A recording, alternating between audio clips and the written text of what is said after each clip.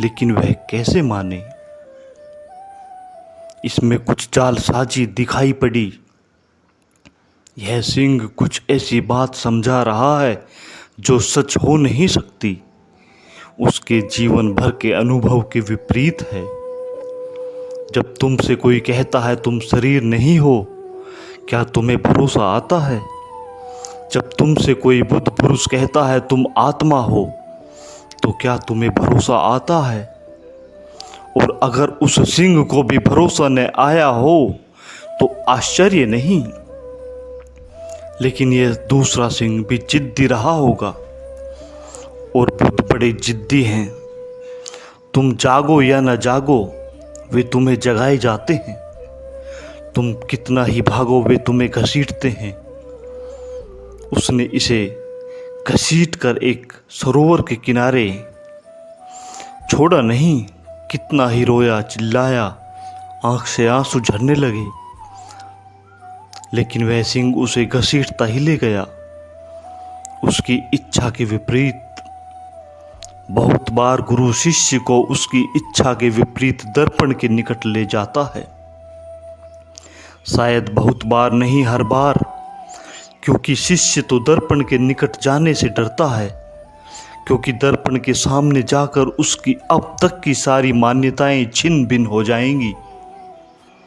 जो भी उसने समझा बूझा है वह सब व्यर्थ हो जाएगा।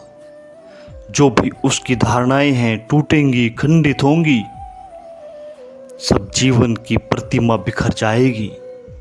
दर्पण के सामने जाने से भी डरते हैं, अपना चेहरा देखने से भी डरते हैं, क्योंकि सब ने कुछ और चेहरे बना रखे हैं जो तुम्हारे नहीं हैं।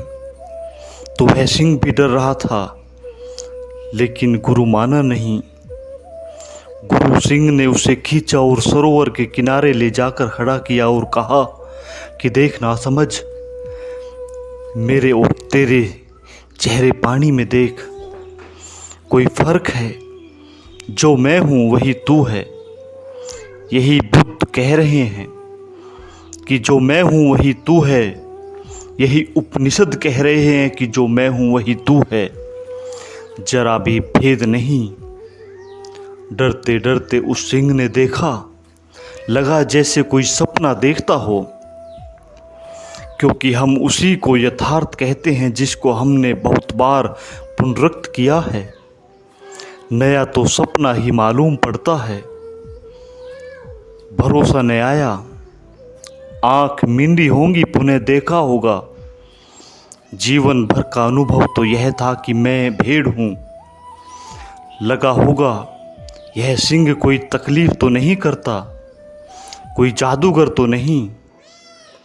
जब तुम गुरु के पास पहली दफा जाओगे तो तुम्हें अनेक बार लगेगा कि कोई सम्मोहित तो नहीं कर रहा है, कोई तुम्हें धोखा तो नहीं दे रहा है, कोई तुम्हें ऐसी बात तो नहीं समझा रहा है जो सच नहीं है, क्योंकि तुम्हारे अनुभव के प्रतिकूल है।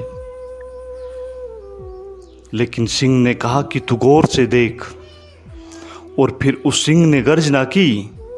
उसकी गर्जना सुनते ही दर्पण में, सरोवर के दर्पण में अपने चेहरे को ठीक से देखते ही दूसरे सिंह का भीतर सोया हुआ सिंह भी जाग गया। भेड़ तो ऊपर ही ऊपर थी, ऊपर ही ऊपर हो सकती थी।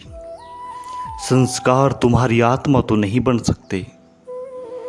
तुम कुछ भी उपाय करो तुम हिंदू न हो सकोगे। तुम लाख उपाय करो, मुसलमान होने का कोई उपाय नहीं। तुम रहोगे तो आत्मा ही। तुम कितनी ही चेष्टा करो जन्मों जन्मों तक, तो भी तुम शरीर न हो सकोगे। शरीर ऊपर ही ऊपर है, विचार ऊपर ही ऊपर है, मन ऊपर ही ऊपर है। और किसी भी दिन, जिस दिन गुरु तुम्हें दिखा देगा सरोवर में, और जिस दिन तुम गुरु की हुंकार सुनोगे, उस हुंकार के साथ ही इस भटके सिंह के भीतर की भी आवाज़ जग जाएगी। रोआ रोआ झाड़ दिया, भेड़ होने का हुंकार उठा, सारा जंगल पहाड़ पर्वत हुंकार से गूंज उठे। एक क्षण में भेड़ खो गई, वह सिंह था। वापिस उसने पानी में झांक कर देखा, मुस्कुराया होगा, सोचा होगा कैसा खेल हुआ, कैसा अपने को धोखा दिया। बुद्धों के पास दर्पण के अतिरिक्त और कुछ भी नहीं है। और जब इस पक्षी को बुद्ध ने देखा पंख फड़फड़ाते, तब वे यही कह रहे थे कि तुम भी स्मरण रखो पंखों को। तुम जहां बंद हो वहां किसी ने तुम्हें बंद नहीं किया। वहां तुम अपनी ही विस्मृति के कारण बंद हो। तुम भेड़ नहीं हो, तुम सिंह हो। देखो इस पक्षी को, इस मुक्त आकाश में उड़ते पक्षी को। और पक्षी ने गीत गाया और उड़ गया। गीत केवल उन्हीं के जीवन में हो सकते हैं जिनके जीवन में स्वतंत्रता की संभावना है। परतंत्रता के कैसे गीत? पक्षी गीत गाते हैं, गा सकते हैं क्योंकि वो उड़ सकते हैं। आदमी का गीत खो गया, नृत्य खो गया। परतंत्रता में कैसा गीत, कैसा नृत्य, कैसी खुशी, कैसा आनंद। आदमी उदास है, उदासी का पत्थर उसकी छाती पर रखा ही रहता है। तुम मुस्कुराते भी हो तो तुम्हारी मुस्कुराहट सिर्फ उदासी की खबर देती है। तुम्हारे होठ मुस्कुराते हैं लेकिन कोई उनमें गहरे देखे तो वहाँ भी आंसू छिपे हैं। तुम चलते हो लेकिन ऐसे जैसे न मालूम कितनी जंजीरें तुम्हारे पैरों में बंधी हो। नृत्य नहीं है वहाँ। तुम नाच तो सकते ही नहीं, क्योंकि नाच तो वही सकता है जिसे भीतर की परम स्वतंत्रता का अनुभव हो। नृत्य तो एक उत्सव है, एक धन्यवाद है। मीरा ने कहा है, पग घुंघरू बांध मीरा नाची रे। लेकिन पैरों में घुंघरू तभी बांधे जा सकते हैं जब आत्मा की भनक पड़ी हो। उसके बिना कोई गीत नहीं। उसके बिना जीवन एक बोझ है, एक संताप, एक दुख स्वप्न है। और बड़ा लंबा दुख स्वप्न है जिससे जागने का कोई उपाय नहीं दिखाई पड़ता, जिससे हटने का कोई मार्ग नहीं दिखाई पड़ता। और अंत में मेरी इन बातों को आप सभी ने इतने प्रेम से सुना, इसके लिए बहुत बहुत धन्यवाद।